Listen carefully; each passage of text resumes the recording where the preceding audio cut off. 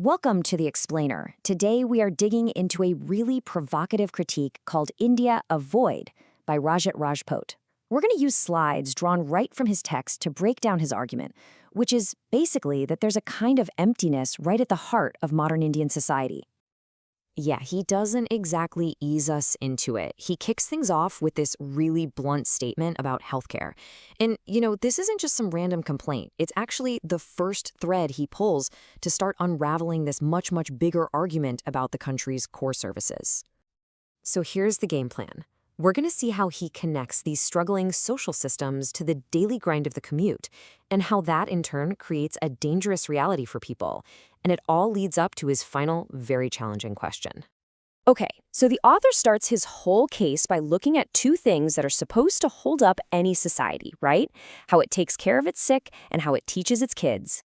First up, he points to this government program that honestly sounds incredible. For just one single rupee, you can see a doctor. I mean, on paper, that is a huge promise of healthcare for absolutely everyone.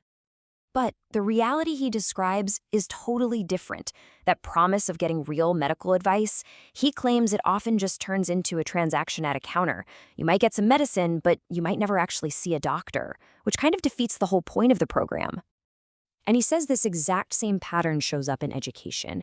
His argument is that private schools especially have drifted away from being about learning and have turned into straight-up businesses. And to really drive this point home, he uses just one single number, 5 kilograms. That's what he claims a 5-year-old school bag weighs. It's this literal physical weight that he uses as a symbol for the crushing pressure of the whole system. So when he says business, here's what he's talking about. The text claims families just get hit from every direction. They have to buy expensive books, mandatory uniforms, pay extra fees for exams, and then there are these costly school trips. It just all adds up to a massive financial burden, especially for middle and lower class families. Now, he argues these big systemic problems aren't just abstract ideas. You see them and feel them in the daily grind. So the critique zooms in now, right into the everyday reality of just trying to get around on public transport. The author talks about this really stark trade-off you see on government buses. On the one hand, the fares are super low, which is a lifeline for millions. But the price you pay for that cheap ticket isn't in money, it's in personal space, leading to just insane overcrowding. And wow, he doesn't hold back with the imagery here. He doesn't just say the buses are crowded. He uses this really harsh, vivid comparison to paint a picture of what he calls the dehumanizing conditions that commuters have to put up with every single day. And this is a huge turning point in his argument. He uses the physical reality of these packed buses to pivot, to shift from talking about inconvenience to something way more serious, the human cost, and specifically, personal safety.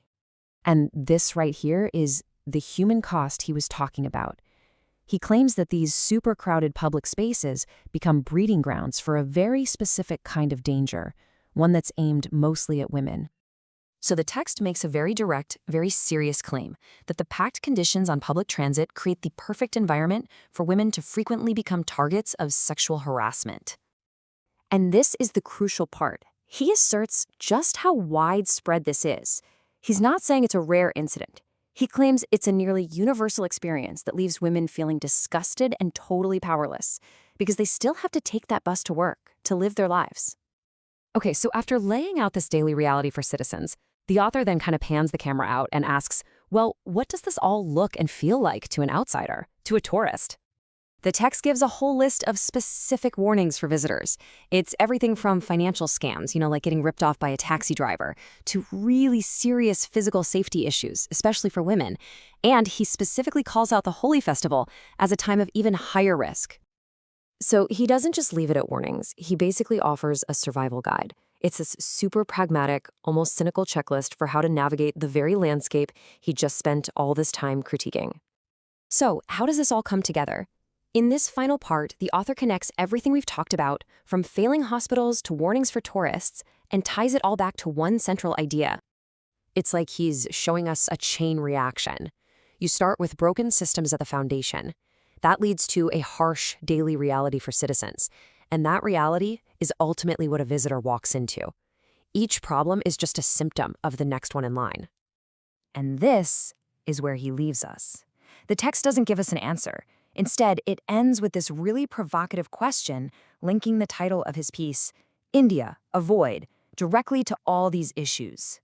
It's meant to push us, the reader, to think about what he's saying and decide for ourselves what exactly is missing or what's filling that void.